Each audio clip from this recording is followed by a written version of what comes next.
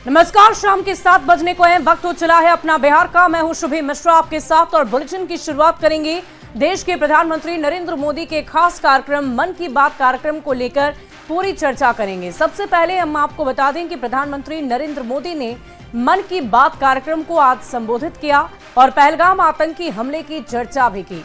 PM ने पीड़ित परिवारों को न्याय का भरोसा दिया और ये कहा कि हर भारतीय का खून खौल रहा है, आतंकवाद को मुंहतोड़ जवाब मिलेगा और इस लड़ाई में पूरा विश्व भारत के साथ है।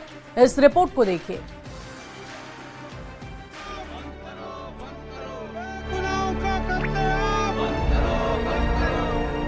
जम्मू कश्मीर के पहलगाम में हुए आतंकी हमले से पूरा देश दुखी है। आतंकी हमले की तस्वीरें देखकर हर भारतीय का खून खौल रहा है। आतंकियों की कायराना हरकत के बाद प्रधानमंत्री नरेंद्र मोदी ने बिहार के मधुबनी से आतंकियों को खुली चुनौती दी और बिना नाम लिए पाकिस्तान पर भी निशाना साधा। अब एक बार फिर से पीएम मोदी ने पहलगाम के गुनाहगारों को चेतावनी दी है। रविवार को मन की बात कार्यक्रम के 121वें एपिसोड में पीएम ने पहलगाम हमले पर चर्चा की और पीड़ित परिवार को न्याय का भरोसा दिलाया। मैं पीड़ित परिवारों को फिर भरोसा देता हूं, उन्हें न्याय मिलेगा, न्याय मिलकर रहेगा। पीएम ने कहा कि पूरा विश्व आतंकवाद के खिलाफ लड़ाई में 140 करोड़ भारतीयों के साथ खड़ा है। पीड़ित परिवारों को न्याय मिलकर रहेगा। पहलगाम में हुई आतंकी वारदातों ने देश के हर नागरिक को दुख पहुंचाया है। हर भारतीय का खून आतंकी हमले की तस्वीरों को देखकर खौल रहा है। मुझे एहसास है, हर भारतीय का खून आतंकी हमले की तस्वीरों को देखकर खौल रहा है। कश्मीर में शांति का जिक्र करते हुए पीएम ने कहा, आतंकी और आतंक के आका चाहते हैं कि कश्मीर फिर से तबाह हो जाए, इसीलिए इतनी बड़ी साजिश को अंजाम दिया, लेकिन किसी आतंकी को बख्शा नहीं जाएगा। इस पर पटना में भी बिहार बीजेपी के नेताओं ने पीएम मोदी के संदेश को बल दिया और कहा कि आतंकी चाहे जहां छिपे हों, मोदी सरकार उन्हें ढूंढ कर मारेगी। जो आतंकी थे उसको छोड़ेंगे नहीं, किसी भी बिल में घुस जाए उसको निकाल कर मारने का काम करेगी भारतीय सेना। पूरे दुनिया में एक संदेश जाए कि भारत इस चीज को सहन नहीं करेगा, इस बात के लिए प्रधानमंत्री जी चिंतित हैं। आतंकवादी जहां भी छिपे हैं उनको निश्चित रूप से सजा मिले और जो आतंक की घटना को अंजाम देने वाले उनके आका हैं उनको भी सजा मिलेगी। पहले पीएम मोदी ने बिहार की धरती से पहलगाम आतंकी हमले के गुनाहगारों और इसके पीछे छिपे साजिशकर्ताओं को कड़ी सजा देने की चेतावनी दी और अब फिर से पीड़ितों को विश्वास दिलाया कि उन्हें न्याय मिलकर रहेगा। देखना होगा कि मोदी सरकार पहलगाम अटैक का बदला किस तरीके से लेती है। पटना से आनंद अमृतराज और संजय कुमार के साथ ब्यूरो रिपोर्ट न्यूज 18।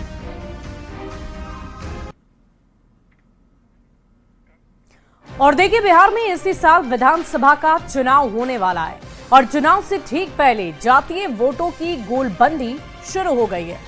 दलित वोट बैंक को साधने के लिए पटना में बीजेपी ने दलित महापंचायत का आयोजन किया और ये दावा किया है कि एनडीए की डबल इंजन वाली सरकार में SC/ST के लिए सबसे ज्यादा काम हुआ है और अब इस पर सियासत भी शुरू हो गई है। इस रिपोर्ट को देखिए। तुम चंदन हम पानी, जहाँ की अंग अंग बास समानी प्रभु जी। बिहार में इसी साल विधानसभा का चुनाव होने वाला है, मगर इलेक्शन में भले ही अभी कुछ महीनों का वक्त बाकी है, पर राजनीतिक दलों की लामबंदी की मुहिम तेज हो गई है। जातीय वोटों की गोलबंदी के लिए राजनीतिक दल एड़ी चोटी का जोर लगा रहे हैं। बिहार चुनाव में दलितों का वोट साधने के लिए बीजेपी ने रविवार को दलित महापंचायत का आयोजन किया। बतौर मुख्य अतिथि कार्यक्रम में शामिल भारतीय जनता पार्टी के बड़े नेता और केंद्रीय कानून मंत्री अर्जुन राम मेघवाल ने दावा किया कि डबल इंजन वाली एनडीए की सरकार में दलितों और महादलितों के लिए सबसे ज्यादा काम हुआ है। समानता एक घर में लाइट, एक घर में लाइट नहीं, ये समानता। एक घर में एक घर कच्चा, एक घर पक्का, ये समानता। तो ये जो असमानता दूर करने का काम किया है वो सबसे ज्यादा नरेंद्र मोदी जी ने किया है। दलित महापंचायत में केंद्रीय कानून मंत्री अर्जुन राम मेघवाल ने रविदास की रचना को भी गुनगुनाया। साथ ही बाबा साहब भीमराव अंबेडकर के विचारों को भी मंच से साझा किया। उनकी पूरी कोशिश रही कि दलित वोट बैंक पर पार्टी की पकड़ मजबूत हो।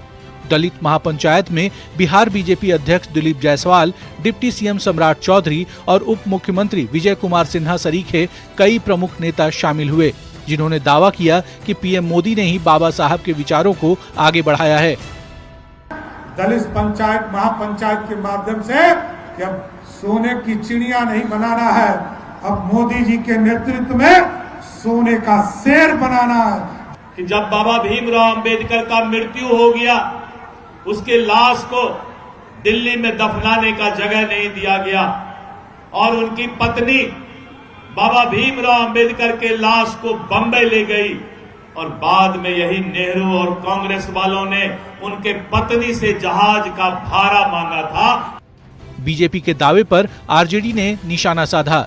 राज्यसभा सांसद मनोज झा ने केंद्रीय गृह मंत्री अमित शाह के उस बयान की याद दिलाई जो उन्होंने सदन में बाबा साहब भीमराव अंबेडकर को लेकर कहा था। ने बिल्कुल अमित शाह जी को याद कर लें। अंबेडकर अंबेडकर अंबेडकर सदन में बोला था ना, इतना नाम भगवान का लेते तो क्या से क्या ना मिल जाता। दोहरा चरित्र नहीं चलता। आरजेडी कह रहा है कि बीजेपी का दोहरा चरित्र नहीं चलेगा और भारतीय जनता पार्टी दावा कर रही है कि SC/ST के लिए सबसे ज्यादा काम एनडीए की सरकार में हुआ। हालांकि ये तो बिहार चुनाव में ही तय हो पाएगा कि दलित समाज किसके दावे पर ज्यादा भरोसा करता है। पटना संवाददाता आनंद अमृतराज और धर्मेंद्र कुमार के साथ ब्यूरो रिपोर्ट, न्यूज़ 18। और इधर चुनावी साल में तेजस्वी ने पासी समाज को एक बड़ा सियासी संदेश दिया। आरजेडी के पासी समाज के महाजुटान में तेजस्वी ने बड़े बड़े वादे किए। वहीं तेजस्वी के वादों पर एनडीए ने तंज कसते हुए पासी समाज को भड़काने का आरोप लगाया।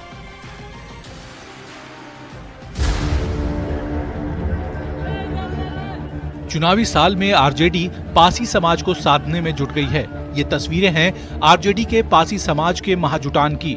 चुनावी साल में तेजस्वी यादव पासी समाज को साधने के लिए नए सियासी अंदाज में दिख रहे हैं। तेजस्वी मंच पर कंधे पर ताड़ी का लवनी लेकर पासी समाज की मांग का समर्थन कर रहे हैं। तेजस्वी यादव ने मंच से पासी समाज को बड़ा संदेश दिया है। दूर दराज से आए हैं और इसमें कई लोगों का मांग है कि भाई जो लोग जेल में हैं, कई लोगों पे मुकदमा है, तो सरकार बनेगी तो उन पर जितने लगे मुकदमे हैं वो लोग हम लोग वापस लेने का काम करेंगे ताकि लोगों को न्याय मिले। और हम तो चाहते हैं ताड़ी फ्री तो हो जाए, लेकिन इसको इंडस्ट्री का भी दर्जा मिलना चाहिए। सब लोग जानते हैं प्राकृतिक चीज है ये। आप सब लोगों को इतना भरोसा दिलाना चाहते हैं कि तेजस्वी की उम्र कच्ची हो सकती है लेकिन जुबान कच्ची नहीं है। पासी समाज को तेजस्वी यादव के संदेश पर सियासत शुरू हो गई है। जेडीयू ने तेजस्वी पर पासी समाज के लोगों के बीच कंफ्यूजन फैलाकर सियासी फायदा उठाने की कोशिश की बात कही है। तो बीजेपी ने भी आरोप लगाया कि तेजस्वी पासी समाज को सरकार के खिलाफ भड़काने का काम कर रहे हैं। अगर हम ताड़ी उद्योग की बात करें तो बिहार की सरकार ने नीरा को जितना प्रमोट किया है उससे उस उद्योग को काफी बढ़ावा मिला है और जो भी लोग इससे जुड़े हुए हैं सब लाभान्वित हो रहे हैं। लेकिन तेजस्वी जी का एक ही काम है कि कैसे लोगों के बीच कंफ्यूजन फैलाया जाए और इसका राजनीतिक लाभ उनको मिल सके। 17 महीने की सरकार में तेजस्वी यादव ने पासी समाज के लिए कुछ भी नहीं किया, लेकिन आज जब सरकार में नहीं है तब पासी समाज की चिंता हो रही है। लोगों को सरकार के खिलाफ भड़काने का काम कर रहे हैं। मुख्यमंत्री नीतीश कुमार जी की नेतृत्व में एनडीए की सरकार गांव, गरीब, किसान, मजदूरों के लिए काम कर रही है, पासी समाज को भी सशक्त करने के लिए। चुनावी साल में आरजेडी ने पासी समाज का महाजुटान किया। आरजेडी अलग अलग जातियों को गोलबंद करने में लगी है। पासी समाज एनडीए का वोटर माना जाता है। ऐसे में तेजस्वी ने पासी समाज को बड़े बड़े वादे कर नया सियासी दांव खेल दिया है। न्यूज़ 18 के लिए पटना से धर्मेंद्र कुमार और रजनीश की रिपोर्ट। वहीं आरजेडी के पासी समाज के महाजुटान पर मंत्री प्रेम कुमार ने हमला बोला है। प्रेम कुमार ने कहा कि हमारी सोच सबका साथ, सबका विकास है। जातियों में समाज को बांटने का काम काफी समय से हो रहा है और ऐसे कार्यक्रम से कोई फर्क नहीं पड़ने वाला है। पासी समाज एनडीए के साथ है। हमारी सोच सबका साथ, सबका विकास। इस जातियों में समाज को बांटकर जो कांग्रेस के जमाने से और आरजेडी के जमाने में बिहार में हुआ है, इससे हमारा सनातन धर्म कमजोर हुआ है, हिंदू समाज कमजोर हुआ जा करके। जनता इन बातों को समझ रही जा करके। ये सब आने वाले चुनाव को देखते हुए लोगों के बीच में भ्रम फैला करके अमुक जाति हमारे साथ है, जो कार्यक्रम जो भी हो रहे हैं जा करके, इसका कोई फर्क पड़ने वाला नहीं जा करके। पासी समाज को हमारे साथ जाकर। और इधर वीआईपी प्रमुख मुकेश सहनी ने महागठबंधन की मुश्किलें बढ़ा दी है। मुकेश सहनी ने 60 सीट और डिप्टी सीएम पद पर दावेदारी ठोकते हुए बड़ा बयान दे दिया। सहनी ने कहा कि अगर ठीक से सीटों का बंटवारा नहीं हुआ तो गठबंधन बिखर जाएगा। मुकेश सहनी के बयान पर सियासत गर्म हो गई है। हमने टारगेट सेट किया कि हमारी पार्टी को 60 सीट पे हम लोग चुनाव लड़ेंगे, बाकी सहयोगी लड़ेंगे। वीआईपी पार्टी का डिप्टी सीएम होगा। चुनावी साल में महागठबंधन की मुश्किलें बढ़ती जा रही हैं। वीआईपी प्रमुख मुकेश सहनी ने 60 सीट और डिप्टी सीएम के पद पर दावा ठोक दिया है। मुकेश सहनी ने बड़ा बयान देते हुए कहा, अगर सभी दलों के बीच ठीक से सीटों का बंटवारा नहीं होता है तो गठबंधन बिखर जाएगा। तो इस बार हमने टारगेट सेट किया कि हमारी पार्टी को 60 सीट पे हम लोग चुनाव लड़ेंगे, बाकी सहयोगी लड़ेंगे। वीआईपी पार्टी का डिप्टी सीएम होगा। ये हमने टारगेट सेट किया। हमने कहा ना, सभी लोग ईमानदारी से अगर चुनाव लड़ेंगे, सबके पास पर्याप्त सीट है और यहाँ तो हम लोग 2-4 सीट दूसरे को भी दे सकते, इतना हमारे गठबंधन में सीट है और सब मिलकर लड़ेंगे। सरकार अगर बनाना है तो अगर जब भी हम किसी का हिस्सा अगर अकेले खाने के चक्कर में रहेंगे तो निश्चित तौर पे गठबंधन ब्रेक। मुकेश सहनी के 60 सीट और डिप्टी सीएम के पद पर दावा ठोकने के बाद बिहार की सियासत सुलग गई है। एनडीए ने महागठबंधन पर तंज कसते हुए उसे महाठगबंधन बताया, तो कांग्रेस और आरजेडी का दावा है कि सीटों का बंटवारा सहज तरीके से हो जाएगा। महागठबंधन में एका है ही नहीं। पहले से ही कहा जा रहा है कि यह ठगों का गठबंधन है और इसमें शामिल दल और उनके नेताओं के अपने अपने स्वार्थ। सीटों को लेकर कांग्रेस और राजद के बीच रस्साकसी चल रही है। राजद कांग्रेस को 25 से अधिक सीट देने के पक्ष में नहीं है, जबकि कांग्रेस की मांग 3 अंकों में है। मुकेश सहनी का यह बयान एक प्रकार से चेतावनी भी है। हमने तो पहले ही कहा है कि यह महागठबंधन नहीं बल्कि महाठगबंधन है। यहां जो गठजोड़ इन नेताओं के बीच में है वो सिर्फ इसलिए है कि किसको कितनी सीटें मिल जाए, कौन मुख्यमंत्री का चेहरा बन जाए। आदरणीय मुकेश सहनी जी एक गंभीर नेता हैं और मीडिया के माध्यम से उन्होंने अपनी पीड़ा व्यक्त की कि सम्मानजनक सीट नहीं मिलने पे गठबंधन तोड़ दिया जाएगा। उनकी बातों को हल्के में नहीं लेना चाहिए, उनकी बातों को गंभीरता से लें। कि बिहार में महागठबंधन, इंडिया गठबंधन पूरी तरह से महा मजबूत है और महा विजय करेगा और सीटों के बंटवारों को लेकर के किसी को कोई कंफ्यूजन में नहीं रहना चाहिए, गलतफहमी में नहीं रहना चाहिए। देखिए, इंडिया गठबंधन समय के साथ आपको सारी बातों का डिक्लेरेशन करेगी और रही बात किसी की मन की बात, तो जिसकी जो मन की बात है वो बोल सकता है। इंडिया गठबंधन में सबको आजादी है। चुनावी साल में महागठबंधन में सीटों को लेकर सियासी बवाल मचा है। आरजेडी और कांग्रेस में सीटों को लेकर घमासान जारी है। कांग्रेस इस बार 100 सीट पर चुनाव लड़ना चाहती है, तो दूसरी तरफ वीआईपी ने 60 सीट और डिप्टी सीएम की दावेदारी ठोककर महागठबंधन की मुश्किलें और बढ़ा दी हैं। न्यूज़ 18 के लिए पटना से संजय कुमार और विनीता मिश्रा की रिपोर्ट। और मुकेश सहनी की 60 सीट और डिप्टी सीएम पद पर दावे के बाद बिहार में सियासत गर्म हो गई है।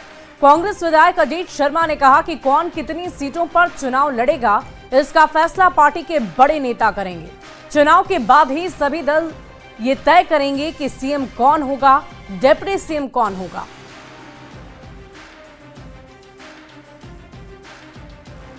ये सवाल आदरणीय खड़गे साहब, राष्ट्रीय अध्यक्ष आदरणीय राहुल गांधी जी, आदरणीय हमारे लालू प्रसाद यादव जी, आदरणीय तेजस्वी यादव जी से पूछिए।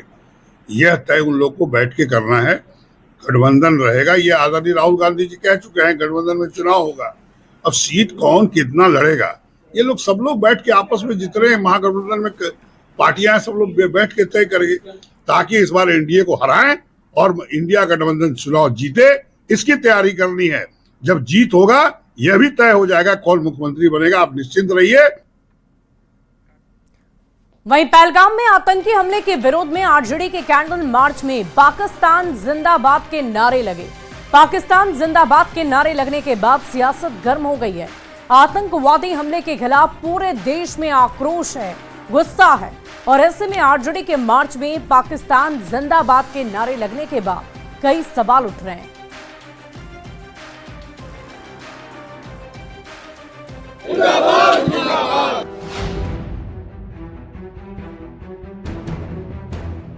पहलगाम में हुए आतंकी हमले से पूरा देश दुखी है। हमले के विरोध में देश के कई हिस्सों में प्रदर्शन हो रहे हैं। लखीसराय में आतंकी हमले के खिलाफ आरजेडी ने कैंडल मार्च निकाला, लेकिन इस मार्च में पाकिस्तान जिंदाबाद के नारे लग गए। सोशल मीडिया में एक वीडियो वायरल हो रहा है जिसमें साफ सुना जा सकता है कि पाकिस्तान जिंदाबाद के नारे लग रहे हैं। पाकिस्तान जिंदाबाद, जिंदाबाद, जिंदाबाद। न्यूज 18 इस वायरल वीडियो की पुष्टि नहीं कर रहा है, लेकिन आरजेडी के मार्च में पाकिस्तान जिंदाबाद के नारे लगने के बाद सियासत शुरू हो गई है। आरजेडी के जिला अध्यक्ष काली चरण दास ने सफाई देते हुए कहा कि कार्यकर्ताओं ने गलती से पाकिस्तान जिंदाबाद का नारा लगा दिया, तो इस नारे पर एनडीए ने निशाना साधते हुए आरजेडी को पाकिस्तान परस्त बताया। टर्न स्लिप हो गया थोड़ा सा, जो है कि उमंग में, उत्साह में हिंदुस्तान को बोलना जब पाकिस्तान का नाम ले लिया। आरजेडी के कार्यकर्ताओं की उपस्थिति में बताया जा रहा है और आपत्तिजनक नारे लगाए जा रहे हैं। हालांकि इस वीडियो की पुष्टि नहीं की गई है, लेकिन इसके बावजूद पूरी तफ्तीश होनी चाहिए। अगर ऐसा है तो ये अत्यंत दुर्भाग्यपूर्ण है। पाकिस्तान जिंदाबाद के नारे लगा करके आरजेडी ने अपनी सोच जाहिर कर दी। आरजेडी की नापाक सोच इस देश की जनता के सामने आ गया। आरजेडी का पाकिस्तान परस्त, आरजेडी का आतंक परस्त सोच वो इस देश के सामने आ गया। एक तरफ पूरे देश में पहलगाम आतंकी हमले के बाद गम और गुस्सा है।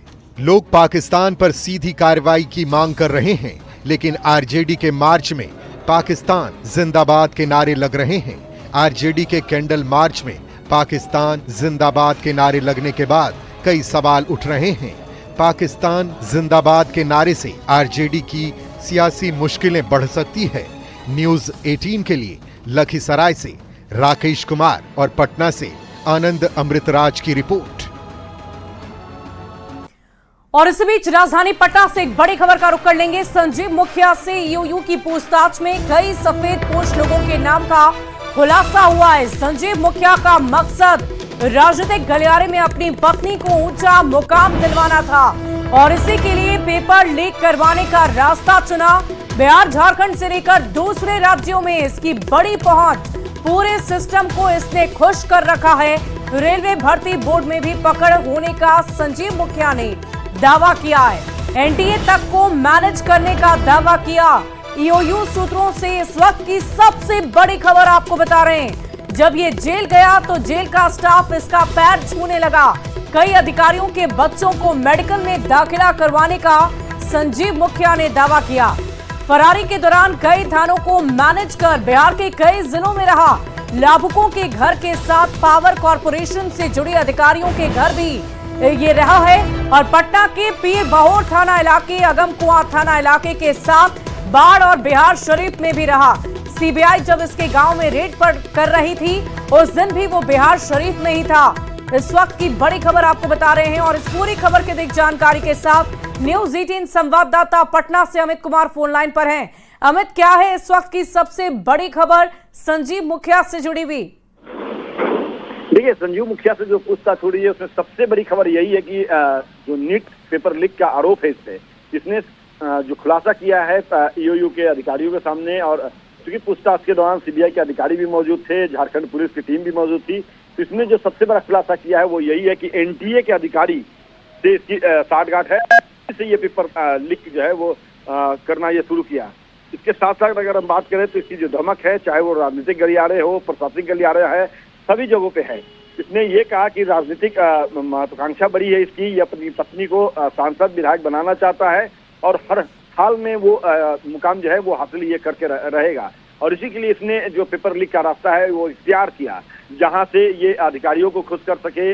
जो राजनेता है, सफेद पोस्ट कई नामों का इसने खुलासा किया है कि उन तक अपनी पहुंच बनाने का इससे बेहतर रास्ता इसे और कुछ समझ नहीं आया, तो इसने पेपर लीक करने का काम जो है वो शुरू किया। इसका बड़ा नेटवर्क है, बिहार से लेकर के झारखंड, बंगाल तक इसका नेटवर्क, यूपी तक फैला हुआ है, और उन शागिर्दों के जरिए ये पेपर जो है वो अभ्यर्थियों तक पहुंचाता है। साथ ही साथ बड़ी खबर ये भी है कि जब ये फरार था तो उस दौरान पावर कॉरपोरेशन से जुड़े अधिकारी हैं, उसके साथ साथ जितने भी लाभुक हैं उनके घरों में जाकर के ये रहा है। पटना में जब फरारी के दौरान में ये पिरभौर थाना इलाके में रहा, अगमकुआ थाना इलाके में रहा है, यहाँ तक कि जब सीबीआई की टीम इसके गांव पे पहुंची थी, इसके घर पे पहुंची थी रेड कंडक्ट करने के लिए, उस समय ये बिहार शरीफ में मौजूद था और पूरी तस्वीर को ये न्यूज चैनल के माध्यम से देख रहा था, पल पल का अपडेट्स ले रहा था। तो कहीं न कहीं कह सकते हैं कि संजीव मुखिया बड़े बेबाकी से अपने काले कारनामों का खुलासा किया है ईओयू के समक्ष, और अब थोड़ी देर में ईओयू की टीम जो है इसे पुनः वापस न्यायिक हिरासत में बेऊर जेल में भेज देगी, पहुंचा देगी।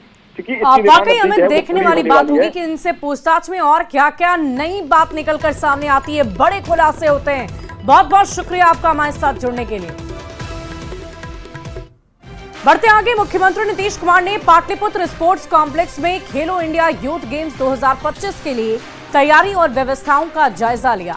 बिहार में पहली बार खेलो इंडिया यूथ गेम्स का आयोजन होने जा रहा है।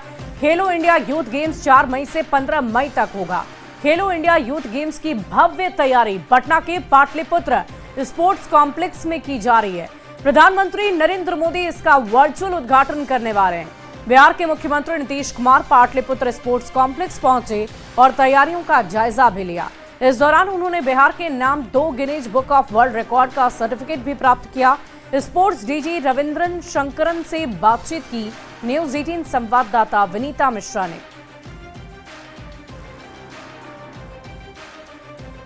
सर, सीएम आज पहुंचे हैं, तमाम तैयारियों का जायजा लिया है, क्या कुछ निर्देश दिया उन्होंने? हाँ, इन्होंने आके हम लोगों का तैयारी का पूरा रिव्यू किए हैं और काफ़ी खुश हुए हैं, और 4th इनॉग्रेशन में क्या क्या करने वाले हैं और उसको कैसे बेटर तरीके से कर सकते हैं उसके बारे में कुछ सुझाव उनके द्वारा दिया गया, और सारा सुझाव को हम लोग अमल करने जा रहे हैं। एंड साथ साथ मैं ये कहना चाहूँगा, आज माननीय मुख्यमंत्री जी को Guinness book of world records का जो एजुडिकेटर्स जो लंदन से आए हुए हैं वो उनको एक वर्ल्ड रिकॉर्ड का सर्टिफिकेट दिए हैं। वो रिकॉर्ड ये है कि दुनिया का सबसे लार्जेस्ट, सबसे बड़ा मधुबनी पेंटिंग जो नेचुरल कलर से किया गया है उसका सर्टिफिकेट जो दिया गया, मैं दिखाना चाहूँगा। ये Guinness book of world record आज हुआ है, तो ये बिहार के लिए बहुत बहुत ज़्यादा गर्व की बात है, और वो भी इसलिए बहुत ज़्यादा गर्व की बात है कि वो हमारा माननीय मुख्यमंत्री जी के द्वारा इस सर्टिफिकेट को रिसीव किया गया, और उनके सामने उस मधुबनी पेंटिंग का अनावरण भी हुआ है। और दूसरा भी एक गिनेस वर्ल्ड रिकॉर्ड हुआ है, उसका भी सर्टिफिकेट माननीय मुख्यमंत्री जी को मिला है, वो भी मैं आपको दिखा देता हूँ। वो कल बोधगया मंदिर में, महाबोधि मंदिर में बाल लामास 375 लोगों के द्वारा सिंगिंग बाउल से उनका मंत्र उच्चारण किया गया है। तो इसका पहले 275 का रिकॉर्ड था, टेक्सास में हुआ था, तो इस बार 100 ज़्यादा करके हम लोग ने Guinness world record 2 record Bihar ने किया है खेलो इंडिया।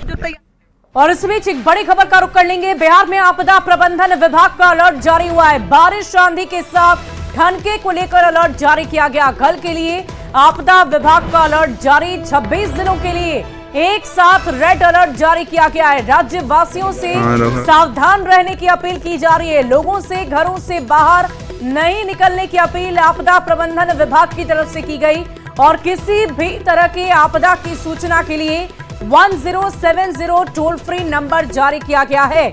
1070 पर आप फोन कर पूरी जानकारी दे सकते हैं किसी भी आपदा की स्थिति पर। और इस पूरी खबर के अधिक जानकारी के साथ न्यूज 18 संवाददाता पटना से रजनीश कुमार फोन लाइन पर हैं।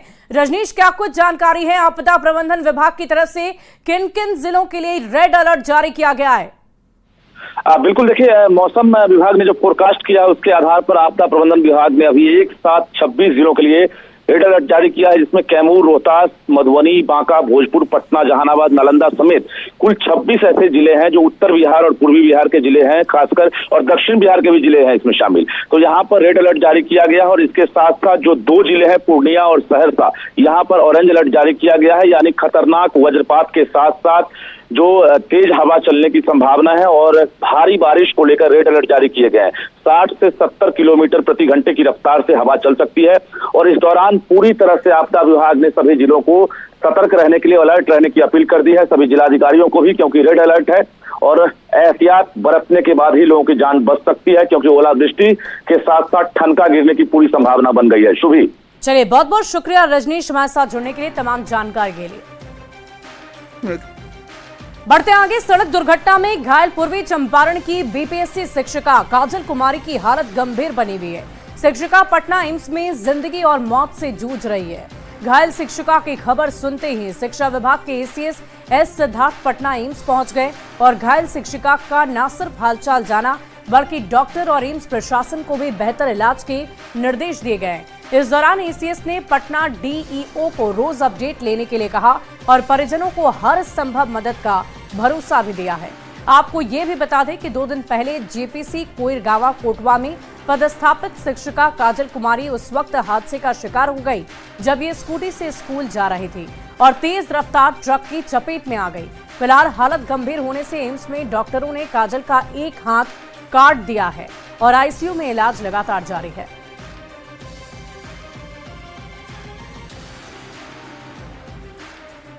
जो ही ये जानकारी एसीएस महोदय को मिली, उन्होंने तुरंत संज्ञान लेते हुए पटना डीईओ के साथ पहुंचे एम्स पटना में और डॉक्टरों को उचित इलाज करने का जो है ये दिया, निर्देश दिया। साथ ही साथ परिजनों से मिलकर उन्हें ढाढ़स बंधाया और उन्होंने आश्वस्त किया कि विभाग से हर संभव मदद उन्हें मिलेगा। तो ये बिहार में के इतिहास में पहली बार ऐसा हुआ है कि कोई एसीएस जो है वो शिक्षक के साथ कोई दुर्घटना होती है तो उसको संज्ञान में लेकर के उन तक पहुंचने का प्रयास किया है और उनके दुख में शामिल हुआ। तो मैं इसके लिए पूरे शिक्षक समाज की तरफ से एसीएस महोदय का धन्यवाद करूंगा।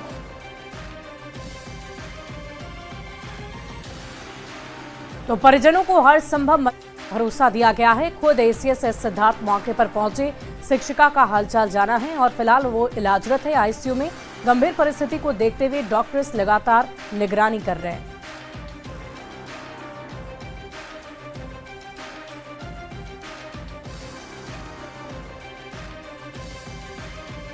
और फिलहाल बिहार के बुलेटिन में अभी के लिए बस इतना ही। आगे की खबरें जवाहर झारखंड दिखाएंगे हमारी सहयोगी जया मिश्रा। शुक्रिया शुभी। के साथ शुरुआत करेंगे।